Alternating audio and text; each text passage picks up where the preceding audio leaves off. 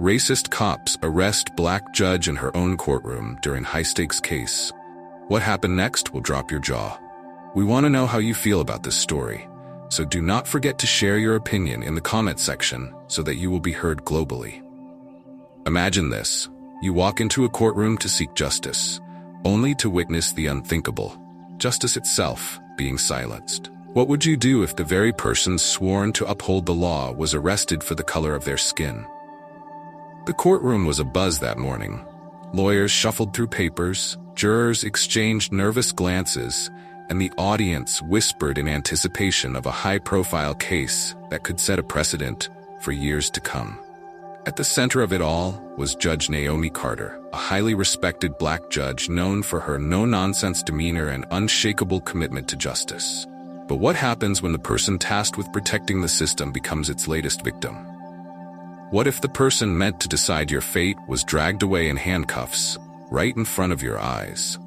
That's exactly what happened when Judge Carter prepared to hear the case of State v. Grantham, a case involving police brutality and systemic racism.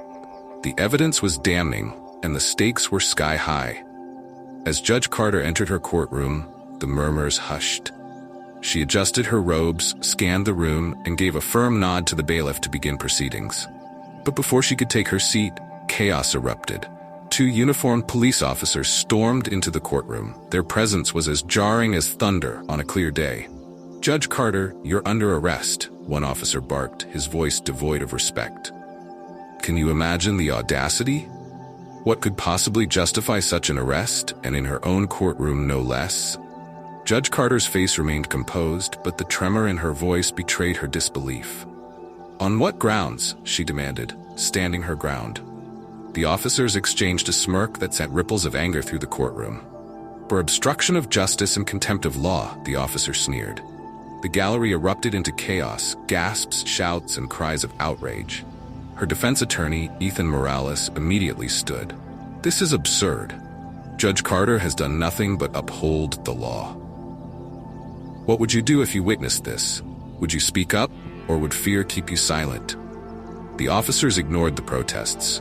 They moved toward Judge Carter with handcuffs glinting in the fluorescent light. For a moment, the room froze. Even the gavel in the bailiff's hand seemed suspended in time. "Let me remind you," Judge Carter said firmly, "you're attempting to arrest a sitting judge in her own courtroom. Are you prepared for the consequences?" But they weren't listening. They cuffed her, their grips tight enough to leave marks. What would it feel like to watch the very symbol of justice humiliated before your eyes? As Judge Carter was dragged out, her eyes locked with those of the defendant in the high-profile case, a young black man accused of resisting arrest. His future now seemed bleak, his hope extinguished. In the hallway, a journalist caught wind of the situation and began recording. "Judge Carter, do you have any comment on this?" she asked, shoving a microphone in her face. Judge Carter, still composed despite the handcuffs digging into her wrists, replied, "This is what happens when you challenge a system built on prejudice. Record it. Let the world see." What would you do if this video went viral? Would you share it? Would you demand accountability? By the time Judge Carter was booked into the county jail, the video had garnered millions of views. Protests erupted outside the courthouse, demanding her release and calling for the officers involved to be held accountable. Back at the precinct, the police chief tried to defend his officers. They were just following protocol, he claimed in a press conference. But the cracks in their story began to show. Judge Carter's legal team worked tirelessly to uncover the truth. It turned out the officers had a long history of complaints for racial profiling and abuse of power. This wasn't just a misunderstanding. It was a calculated move to intimidate a judge who dared to hold them accountable. Would you stand by and watch, or would you join the fight for justice? The public outcry was relentless. Thousands of people flooded the streets, carrying signs that read "Justice for all" and "No one is above the law." The protest reached a fever pitch when a whistleblower from the precinct came forward with damning evidence. Emails between the officers, mocking Judge Carter, and plotting her arrest as a means to teach her a lesson. What if your silence made you complicit? Could you live with that? The case reached the governor's office, and under immense pressure, independent investigation was launched. The officers were suspended, and Judge Carter was released after 48 harrowing hours in custody. But the fight far from over. Judge Carter, now a symbol of resilience, held a press conference upon her release. "I want to thank everyone who stood by me," she said, her voice strong but heavy with emotion. "This isn't just about me. It's about every person of color who has been silenced, intimidated, or brutalized by a system that should protect them." What would you do if you were in her shoes? Would you give up, or would you fight? The investigation revealed systemic issues within the police department. The officers involved were charged with abuse of power, obstruction of justice, and conspiracy. Judge Carter, vindicated but not unscathed, returned to her courtroom with a renewed sense of purpose.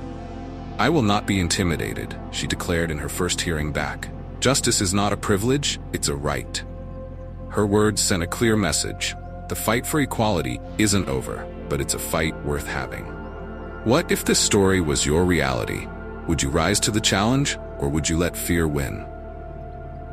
In the end, Judge Carter's ordeal sparked a national movement. Police departments across the country began reviewing their practices, and reforms were enacted to ensure accountability. But the scars remained, a reminder of how fragile justice can be when prejudice and power collide. So what would you do? Would you stand for justice, even when it costs you everything? Or would you look the other way, hoping someone else would? The choice is yours, because as long as injustice exists, the fight isn't over. If you've watched this far, comment which country you're watching from, and leave a 100 in the comment section, because you are type of person that likes to finish what they started. Remember to like, share, and subscribe to get notified whenever we drop new videos.